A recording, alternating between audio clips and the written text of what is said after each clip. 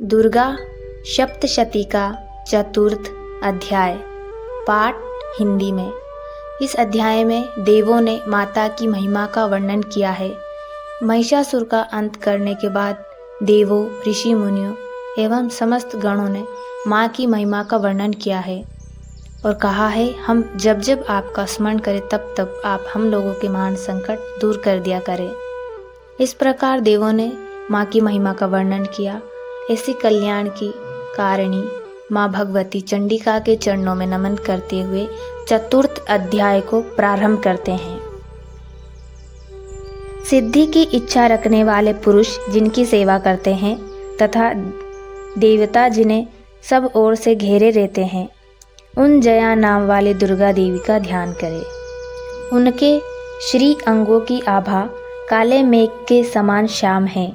वे अपने कटाक्षों से शत्रु समूह को भय प्रदान करती है। उनके मस्तक पर अभद्र चंद्रमा की रेखा शोभा पाती है। वे अपने हाथों में शंख, चक्र, कृपाण और त्रिशूल धारण करती है। उनके 3 नेत्र हैं। वे सिंह के कंधे पर चढ़ी हुई हैं और अपने तेज से तीनों लोगों को परिपूर्ण कर रही हैं। ऋषि कहते हैं, अत्यंत पराक्रमी दुरात्मक महिषासुर तथा उसकी दैत्य सेना के देवी के हाथ से मारे जाने पर इंद्र आदि देवता प्रणाम के लिए गर्दन तथा कंधे झुकाकर उन भगवती दुर्गा का उत्तम वचनों द्वारा स्तवन करने लगे। उस समय उनके सुंदर अंगों में अत्यंत हर्ष के कारण रोमांच हो आया था।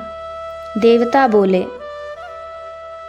संपूर्ण देवता की शक्ति का समुदाय ही जिनका स्वरूप है तथा जिन देवी ने अपनी शक्ति से संपूर्ण जगत को व्यक्त कर रखा है, समस्त देवताओं और महर्षियों की पूजनीय उन जगदम्बा को हम भक्ति पूर्वक नमस्कार करते हैं।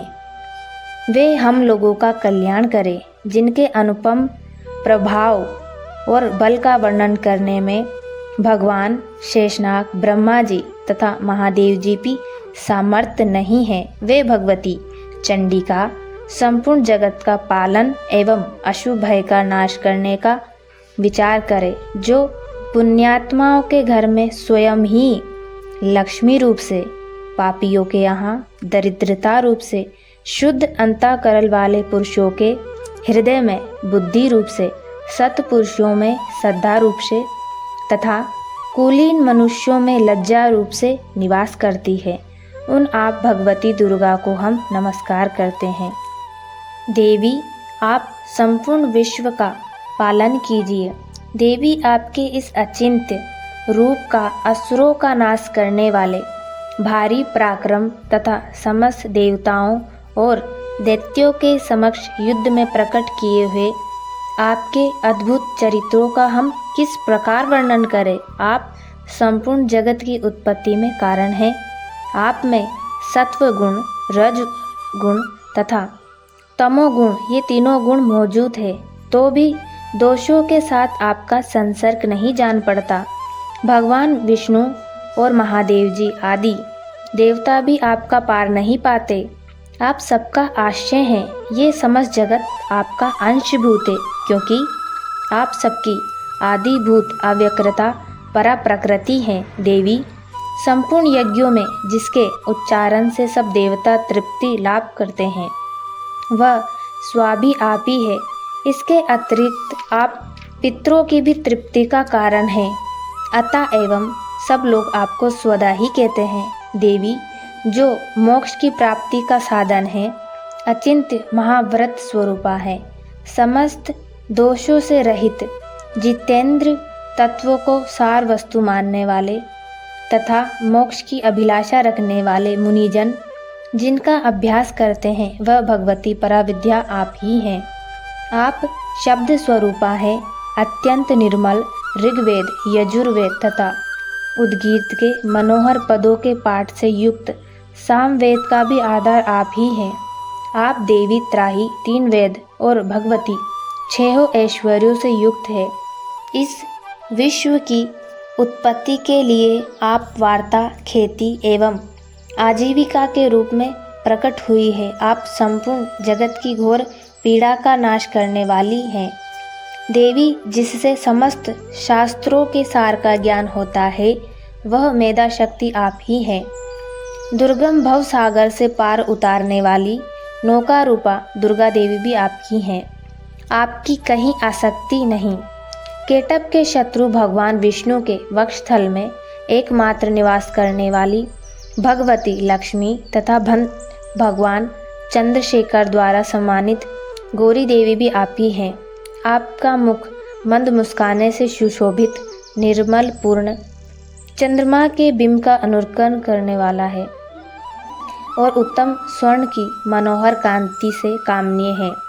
तो भी उसे देखकर महिषासुर को क्रोध हुआ और साहस उसने उस पर प्रहार कर दिया। ये बड़े आश्चर्य की बात है देवी। वही मुख जब क्रोध से युक्त होने पर उदय काल के चंद्रमा की भांति लाल और तनी हुई भौहों के कारण विकराल हो उठा, तब उसे देखकर जो महिषासुर के प्राण तुरंत नहीं निकल गए, ये उससे भी बढ़कर आश्चर्य की बात है, क्योंकि क्रोध में भरे हुए यमराज को देखकर भला कौन जीवित रह सकता है। देवी, आप प्रसन्न हो, परमात्मा स्वरूपा। आपके प्रसन्न होने पर जगत का अभ्युदय होता है और क्रोध में भर जाने पर आप तत्काल ही कितने कुलों को सर्वनाश कर डालती हैं। ये बात अभी अनुभव में आई है, क्योंकि महिषासुर की ये विशाल सेना आपके कोप से क्षण भर में नष्ट हो गई। सदा अभ्युदय प्रदान करने वाली आप जिन पर प्रसन्न रहती हैं, वे ही देशों में सम्मानित है। उन्हीं को धन और यश की प्राप्ति होती है। उन्हीं का धर्म कभी शिथिल नहीं होता तथा वे ही अपने हष्ट पुष्ट स्त्री पुत्र और भृत्यों के साथ धन्य माने जाते हैं। देवी, आपकी ही कृपा से पुण्यात्मा पुरुष प्रतिदिन अत्यंत श्रद्धापूर्वक सदा सब प्रकार के धर्म अनुकूल कर्म करता है और उसके प्रभाव से स्वर्ग लोक में जाता है। इसीलिए आप तीनों लोगों में निश्चय ही मनवांछित फल देने वाली है।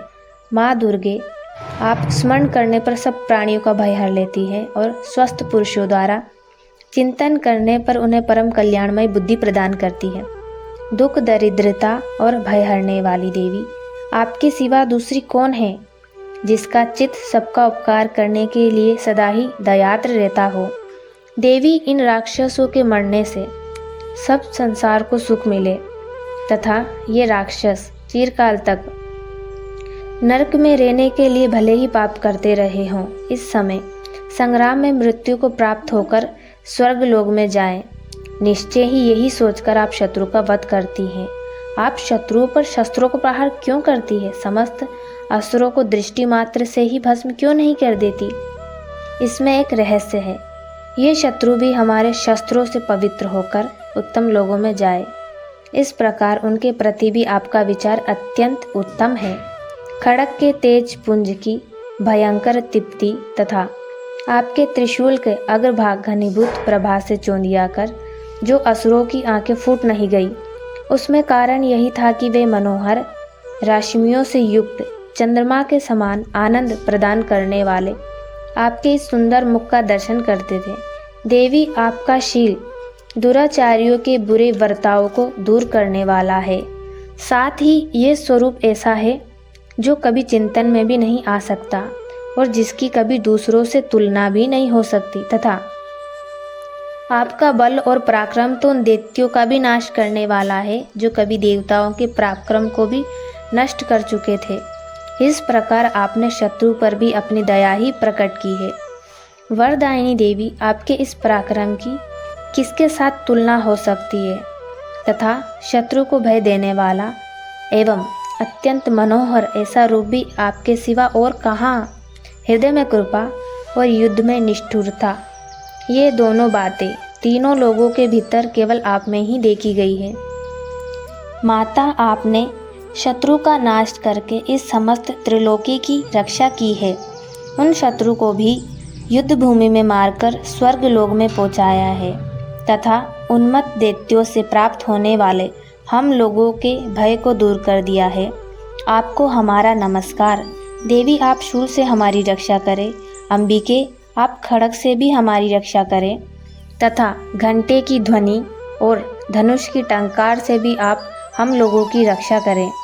चंडी के पूरब, पश्चिम और दक्षिण दिशा में भी आप हमारी रक्षा करें तथा ईश्वरी अपने त्रिशूल को घुमाकर आप उत्तर दिशा में हमारी रक्षा करें। तीनों लोगों में आपके जो परम सुंदर एवं अत्यंत भयंकर रूप विचरते हैं, उनके द्वारा भी आप हमारी तथा इस भूलोक की रक्षा करें। अंबिके, आपके कर पल्लवों में शोभा पाने वाले खड्ग, शूल और गदा आदि जो जो अस्त्र हो, उन सब के द्वारा आप सब ओर से हम लोगों की रक्षा करें।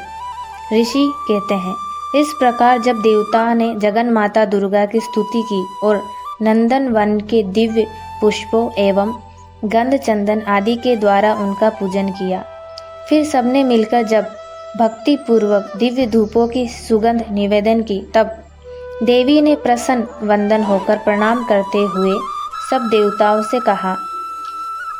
देवी बोली, देवताओं, तुम लोग मुझसे जिस वस्तु की अभिलाषा रखते हो उसे मांगो। देवता बोले, भगवती ने हमारी सब इच्छा पूर्ण कर दी है, अब कुछ भी बाकी नहीं, क्योंकि हमारा शत्रु महिषासुर मारा गया।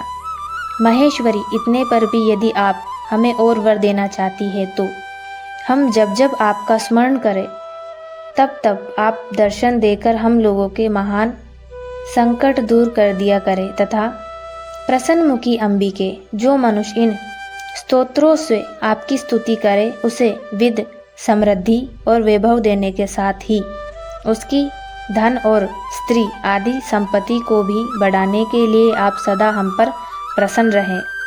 ऋषि कहते हैं, राजन, देवताओं ने जब तथा अपने जगत के कल्याण के लिए भद्रकाली को इस प्रकार प्रसन्न किया, तब वे तथास्तु कहकर वहीं अंतर ध्यान हो गई। भूपाल, इस प्रकार पूर्व काल में तीनों लोगों का हित चाहने वाली देवी जिस प्रकार देवताओं के शरीर से प्रकट हुई थी, वह सब कथा मैंने कह सुनाई है।